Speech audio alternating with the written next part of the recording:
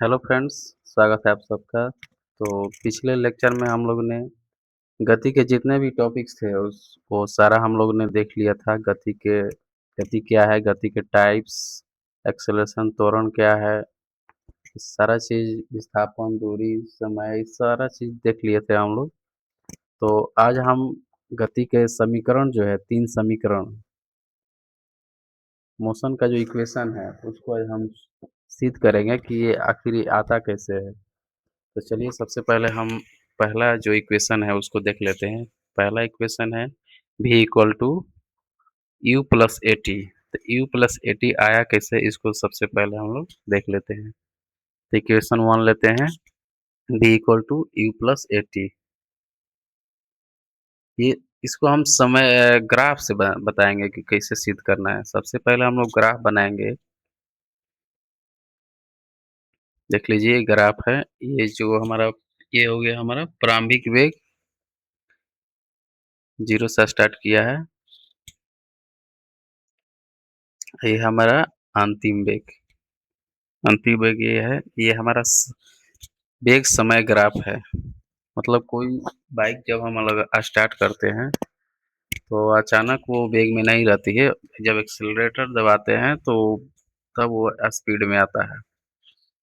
तो ये जो फर्स्ट नियम है जो इसी पर आधारित है, ये वेग समय ग्राफ है। तो ये जो हमारा पहला ये ग्राफ है, ये हमारा प्रारंभिक वेग को हम लोग यू से सूचित करते हैं और अंतिम वेग को भी से। ये पूरा वेग है।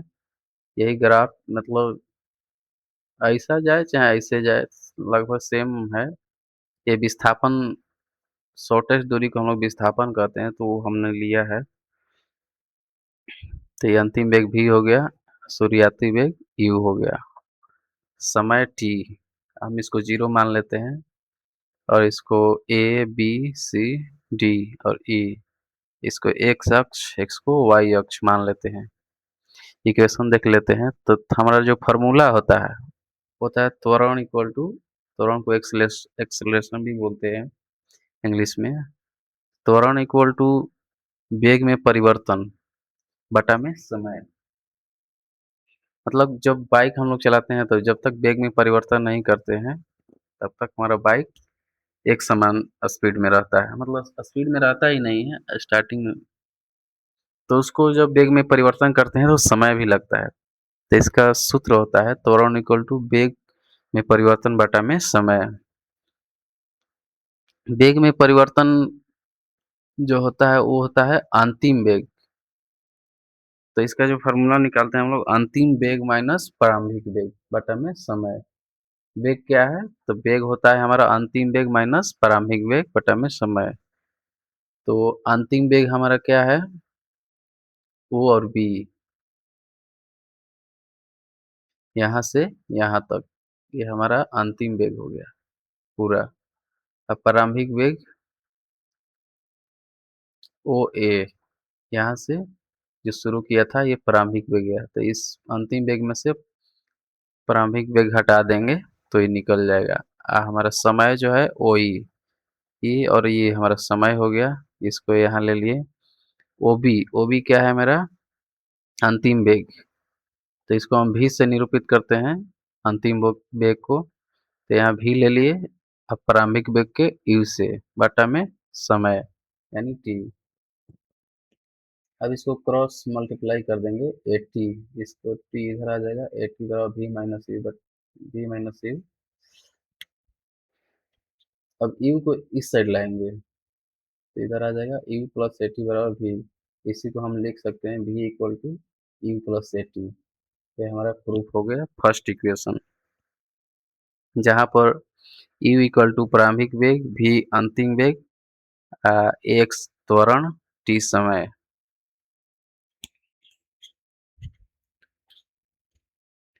दूसरा समीकरण देखते हैं हम लोग। दूसरा समीकरण है हमारा एस बराबर you plus half a t x square. ये हमारा दूरी का सूत्र निकालता है, एस बराबर दूरी होता है। आइए देखते हैं कि दूसरा समीकरण आया कैसे। तो समीकरण पहला लेते हैं, s equal to u t plus half a t x square. इसमें देखिएगा एक चतुर्भुज भी बन रहा है, ओ ए सी डी ई, ये एक चतुर्भुज भी बन रहा है। इस चतुर्भुज में एक आयत भी है और एक त्रिभुज भी है इसमें। तो चतुर्भुज ओ ए सी डी ई का क्षेत्रफल इक्वल टू त्रिभुज का क्षेत्रफल। त्रिभुज कौन है? ए सी डी, इसका क्षेत्रफल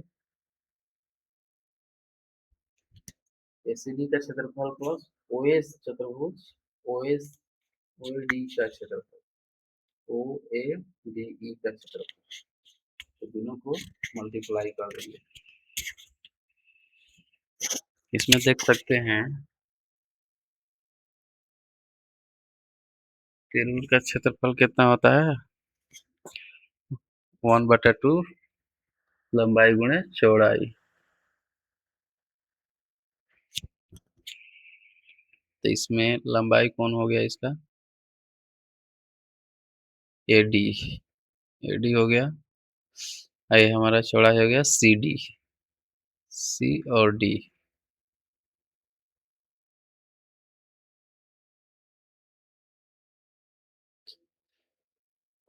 तो 1/2 ए डी हमारा कितना है?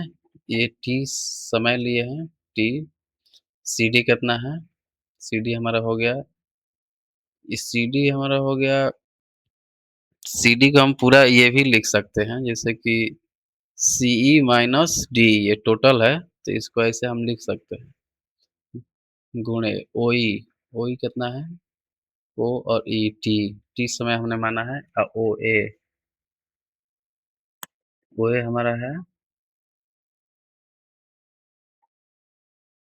ओ ए, यू है, तो ये मल्टीप्लाई कर देंगे 1/2 गुणे टी भी, इसको हम लोग भी माइनस यू भी लिख सकते हैं क्योंकि एक्सेलरेटर बराबर एक्सेलरेशन माने त्वरण बराबर भी माइनस यू बटा टी होता है, तो भी माइनस यू बराबर ए टी भी हो जाएगा। तो यहाँ पर भी माइनस यू लिख देंगे, इसी के बदौलत आ जाएगा हमारा ए टी।